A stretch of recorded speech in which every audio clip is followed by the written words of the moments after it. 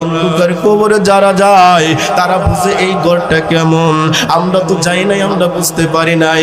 আর যার মৃত্যু হয় সেও বুঝে মৃত্যুর যন্ত্রণা কত কঠিন।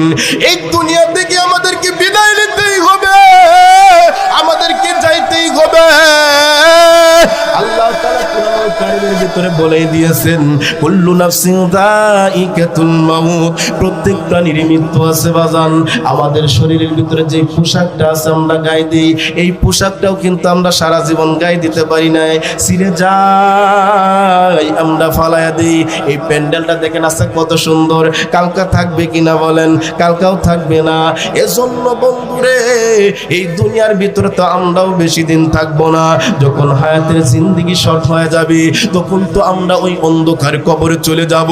ওই অন্ধকার কবরে কি নিয়ে যাইবান একটু চিন্তা কইরা যায়েন, এই দুনিয়া থেকে একটু আমলটা করিয়া যায়েন, তা না বলে কিন্তু অবস্থা খুব খারাপ থাকবে।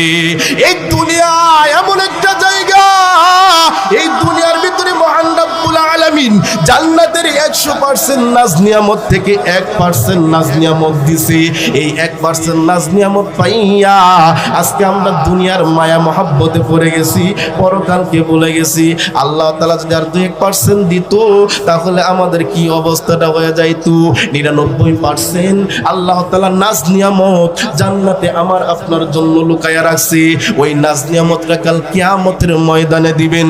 ও বন্ধুরে, যখন আমরা অন্ধকার কবরে যাব, কাল কিয়ামতের ময়দানে যখন হাসর নাসর হয়ে যাবে, সবাই যখন একত্র অবস্থায় দাঁড়ায় যাবে,